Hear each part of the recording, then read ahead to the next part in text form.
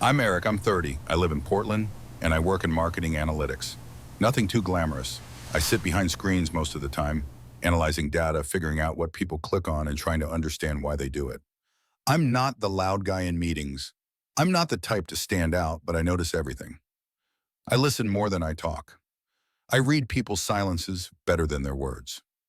This all started at a partnership meeting between my firm and a new corporate client, a big deal for us. My boss sent me to represent our team at their downtown office. Modern glass building, too many plants, espresso machines in every corner.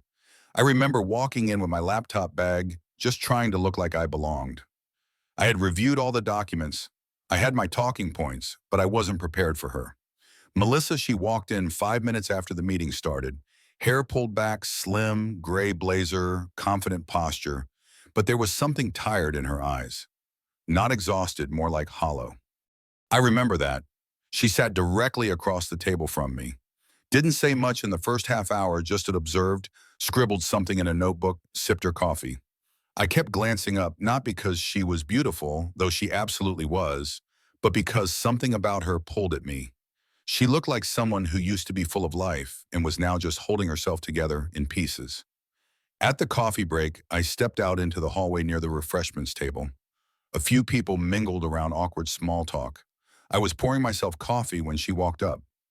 Melissa stood beside me, reached for a stirrer, and for a brief second, her hand touched mine. Nothing special, right? But then, just as I was about to say something, anything, he walked up. Her husband, he looked like he walked out of a LinkedIn ad. Tall, polished, expensive smile. He slid his arm around her waist and kissed her on the temple. "How's it going?" he asked her, not even noticing me. I froze, looked down at my coffee, then back at her. She met my eyes for half a second that felt like a lifetime. And then she said it softly, almost beneath her breath. "Don't look at me like that while he's here." It hit me like a punch to the chest. She didn't say it with flirtation. There was no smirk, no spark. It wasn't teasing. It was almost like a plea, a quiet warning, like she didn't want me to fall for something I didn't understand yet, like I had seen something I wasn't supposed to see. She turned away. He handed her a cup. They walked back toward the conference room like nothing happened. I stood there staring into my coffee, suddenly not tasting it anymore. For the rest of the meeting, I couldn't focus. I answered questions mechanically, nodded at the right time, smiled when needed. But I wasn't there. I was still in that hallway, replaying her voice the way she said it. "Don't look at me like that while he's here." She saw something in my eyes. And whatever it was, it scared her. After the meeting, as people were shaking hands and packing up, I saw her slip away early. No goodbye, no eye contact. She vanished like she was never there. But she was, because that one sentence was still echoing in my mind long after I got home, long after I should have let it go. But I didn't. And I wouldn't. I didn't hear from her for 2 weeks. Well, technically, I wasn't supposed to hear from her at all. There was no reason for us to speak again. It was a one-time meeting. Our teams had exchanged notes. The formalities were done, and the project was now in someone else's hands. But still, I checked my email every morning like some idiot, hoping for a message I knew wouldn't come. I tried to forget about her. I told myself I misread the moment, that she was just being cautious, professional, distant, that it was all in my head, but it wasn't. You don't forget when someone looks at you like that, or when they ask you not to. So I did something I don't usually do. I wrote her just a simple message, straightforward, on her work email. "Hi, Melissa, just wanted to thank you again for the meeting. I appreciated your insights, particularly the note you made on audience segmentation. Really sharp. Best, Eric. Professional, safe, no hidden meaning." She replied 4 hours later. "Thank you, Eric. Appreciate your follow-up. Best of luck with the next phase." Nothing more. It should have ended there. But the next day, I got a connection request on LinkedIn from her. No message, just the request. I stared at the screen for 10 minutes before I clicked accept. The next night around 11 p.m., she messaged me, "Sorry if I sounded cold. That day was complicated." I stared at it. I wasn't expecting that. I typed something, deleted. It typed again, deleted. Eventually I wrote, "No need to apologize. We all have those days." She didn't answer right away. The next day I got, Sometimes I feel like I'm disappearing inside my own life. I read that sentence at least 20 times. It was so far from the corporate tone I'd seen. It wasn't guarded. It wasn't filtered. It was raw. I wrote, I get it. Some days I feel like I'm just watching myself go through the motions. She replied, except some of us have been going through the motions for years. We kept talking. Messages turned into conversations, not flirty, not romantic, just honest, like two strangers saying things they couldn't say out loud. I never asked about her husband. She never mentioned him, but there were hints. Once she wrote, do you ever get used to someone not seeing you? Another time, he's not cruel, he's not violent, he just doesn't look at me anymore. I wanted to say something, anything, but I didn't know how far I could go without crossing a line. So I said, I'm sorry, no one deserves to feel invisible. She sent a heart emoji, not flirty, just human. Then she went quiet. 2 days passed, then three. On the fourth day, around 6:30 p.m., I got a message, I can't do this. Not now. I didn't reply. I respected it. Figured that was the end of whatever strange connection we had built. But it didn't feel over. It felt paused, frozen in a space between two people who weren't supposed to find each other, who hadn't touched, hadn't crossed any physical line, but had already shared too much. That night, I sat in my apartment staring at the message, I can't do this. Not, I don't want to. Not, it's wrong. Just not now. Like some part of her wanted to but couldn't. I closed my laptop and went to bed, but sleep didn't come easy. It had been nearly 3 weeks since Melissa's last message, the one that said, I can't do this, not now. I hadn't written back not because I didn't want to, but because I understood. She needed space, and I wasn't going to be the guy who pushes his way into something already fragile. But she wasn't out of my head, not for a second. I went through my days pretending to be fine. I buried myself in work, took on extra projects, answered every email before it hit the hour mark. I told myself it was over, and then it wasn't. One afternoon, my boss told me we'd been invited to a client mixer, one of those after-hours events, where people drink wine out of plastic cups and make promises they won't remember the next morning. I almost said no, but something in me said to go. It was a Thursday downtown business. Casual light jazz in the background, small talk everywhere. And then I saw her, Melissa. She was standing near a high-top table, glass of wine in hand, nodding politely while someone talked to her. She looked different, more tired, or maybe just more real, like the walls were starting to crack, and she didn't care to hide it anymore. Our eyes met. She gave me the smallest smile. I nodded. That was it. We didn't speak for another hour. I drifted between conversations, trying not to stare, trying not to think too much. I almost left, and then as I reached for my coat, I felt a tap on my shoulder. Melissa stood behind me, coat already on purse slung across her shoulder. Hey, she said softly, would you mind giving me a ride home? I blinked. Yeah, of course. She didn't explain. I didn't ask. We walked out into the cool air like it was the most normal thing in the world. The ride was quiet at first. Her building was 15 minutes away, maybe 20 with traffic. She stared out the window. I kept both hands tight on the wheel. About 5 minutes in, she spoke. I didn't expect to see you there tonight. Same, I said, silence. Then Daniel was supposed to come with me, she added. He texted an hour before, said something came up. I nodded. I didn't know what to say to that. She turned to face me. You're still careful with me. I can feel it. I don't want to cross a line you're not ready for. Melissa looked back out the window. Maybe I've already crossed it in my head. I didn't respond. I couldn't. A few minutes later, we pulled up outside her building. She didn't move. Neither did I. Her voice was quieter this time. Do you ever feel like you've lived your whole life making decisions based on what wouldn't hurt anyone else? All the time, I said. She looked over at me. What would you do right now if it was only up to you? I could feel my heartbeat in my throat. I looked at her, really looked, and said, I'd ask if I could stay. Not for anything to happen, just to be with you for a little longer. Melissa's eyes didn't leave mine. She didn't blink. If I asked you to stay, she whispered, would you? I let that hang in the air. Then I shook my head slightly. Not tonight, I said, not like this. She didn't look offended. She just nodded, almost like she already knew that was the answer. We sat in silence for a long moment. Then she said, I don't know how I ended up here with a man who doesn't ask how I'm doing, who doesn't notice when I cry in the shower. Her voice cracked on the last part. I didn't move. I just listened. Then she added, barely audible, you looked at me that day like you saw me. Not as a woman, just as someone who still mattered. My throat tightened. I still see you, I said.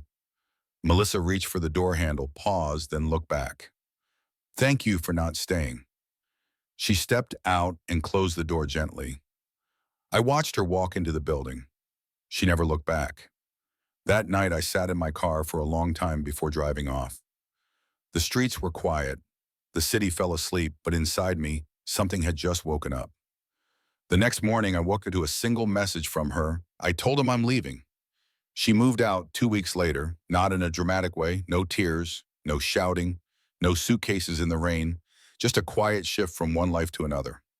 Melissa had found a small, furnished apartment on the east side, but when I helped her bring some boxes over one afternoon, she sat on the edge of my couch and said, I don't want to sleep alone tonight. That turned into one night, then two, then a week. Eventually, I cleared out a drawer, then two. And just like that, we were living together. Those first months, they were beautiful. We cooked dinner together, bought plants neither of us knew how to take care of, watching movies on the floor, kissed like we had nothing to lose. She laughed again. I hadn't heard her really laugh before, but it came out when I burned pancakes or when we danced terribly to 80s music in the kitchen. She told me stories from college dreams she once had about traveling to Iceland, the way she used to write poetry before life got too real. And I loved her. I really did not, because she made me feel needed, though she did, but because for the first time in a long time, I felt like we were building something real together. She started freelancing in marketing strategy, found new energy in her work. I adjusted my hours to be home more. We found a rhythm. But real life doesn't care about first kisses or fresh starts. Over time, the shine began to wear off. Melissa liked case random weekend getaways, spontaneous ideas, trying 3 new things in one day. I was the opposite. I liked order quiet morning schedules that made sense. At first, it was charming. We laughed about it. Then it started to rub. She'd come home late without a message. I'd be quiet. She'd say I was cold. I'd plan a weekend in, and she'd call it boring. She wanted to paint the bedroom green.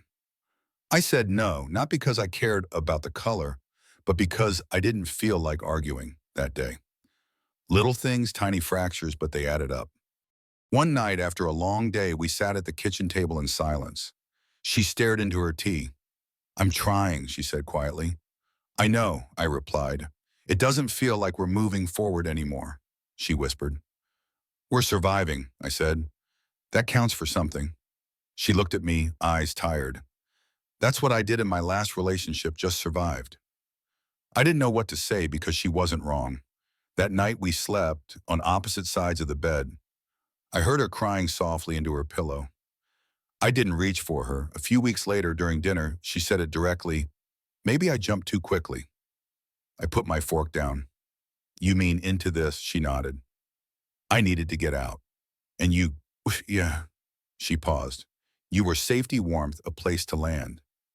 I nodded slowly. And you were the fire I didn't know I needed. We smiled sadly. We didn't break up that night. No doors slammed, no one left.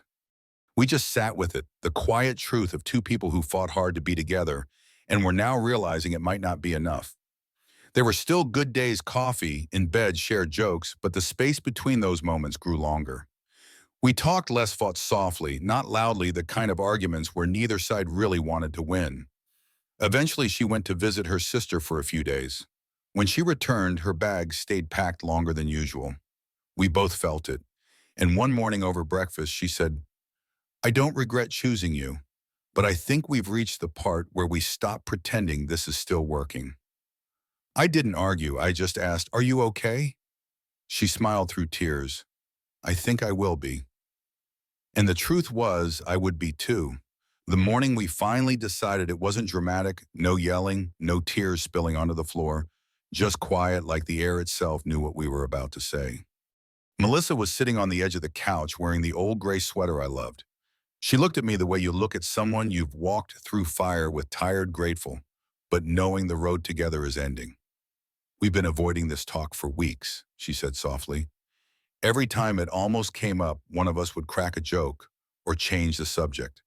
But now there's nothing left to hide behind. She sighed and looked down at her hands.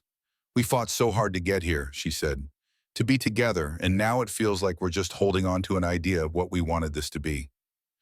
I didn't speak at first. I just nodded because she was right. We had built something out of passion and pain and hope.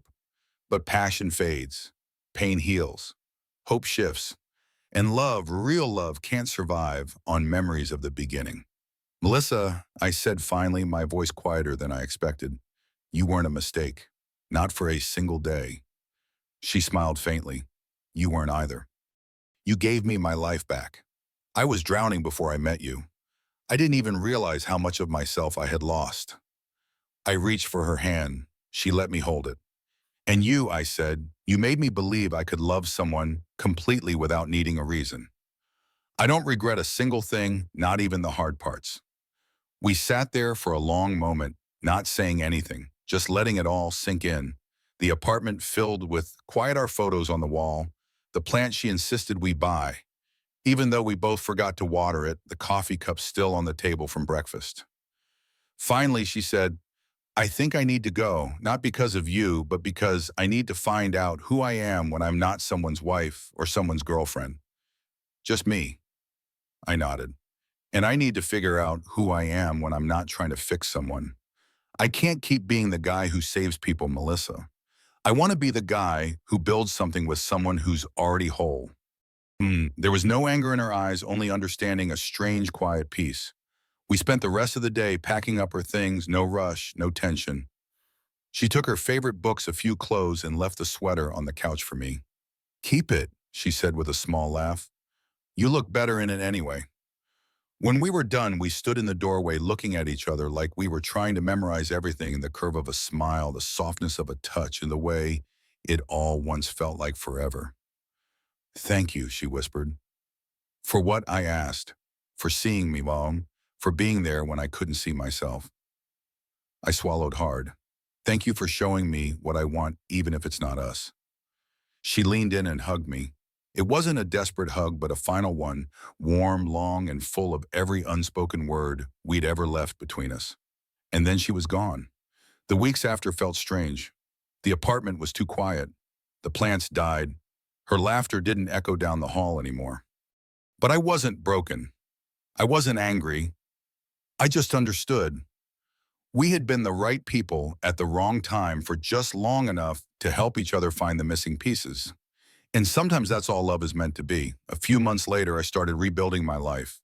I quit my old job and opened a small furniture restoration shop, something I'd always dreamed of but never had the guts to do. I filled my days with the smell of wood and varnish, instead of the tension of what we'd become. Melissa sent me a postcard from Seattle once, a picture of the ocean. On the back she'd written, I hope you're building something beautiful. I think I finally am too. I smiled when I read it, then tucked it into a drawer because I knew I'd always care for her. I'd always be grateful, but I also knew that chapter of my life was closed. I still catch myself thinking about her sometimes, about how we danced in the kitchen to music from my old playlists, about that first time she told me, don't look at me like that while he's here. I didn't know what that look meant back then. Now I do. It meant she wanted to be seen, really seen. And for a while I gave her that. But we both learned something in the end. Love isn't just about being seen. It's about growing together. And sometimes, even if the love is real, the growth it isn't. The last time I saw her was by chance almost a year later. She was walking out of a coffee shop, smiling at something on her phone. She looked lighter, happier. I didn't say hi. I didn't need to. I just smiled to myself and kept walking because we had our time, and that was enough. Eric and Melissa's story offers a profound lesson. Love, though powerful, often requires letting go to allow both people to grow into their truest selves. Their connection, sparked in a fleeting moment at a corporate meeting, was built on raw honesty and shared vulnerability. Yet it was tested by the realities of mismatched timing and personal needs. Melissa's quiet plea, "Don't look at me like that," while he's here, revealed her longing to be seen, while Eric's restraint showed his respect for her boundaries, even as their bond deepened. Their brief, intense romance, filled with kitchen dances and shared dreams, taught them both to reclaim parts of themselves lost to routine or pain. However, the slow unraveling of their relationship, marked by small fractures and honest conversations, underscores that love isn't always enough to sustain a partnership if growth diverges. Their mutual decision to part, not in anger, but with gratitude, highlights the courage it takes to release someone you love for the sake of their happiness and your own. This story reminds us that true love can mean helping someone rediscover themselves, even if it leads to separate paths. It's a call to embrace connections that transform us, to cherish the moments that awaken us, and to accept that some loves are meant to be chapters, not forever. Have you ever let go of someone you loved to help them grow? Share your story in the comments. We'd love to hear how it shaped you. If this tale of love and letting go touched your heart, hit that subscribe button and join our community for more stories that inspire. Let's keep exploring the beauty of human growth together.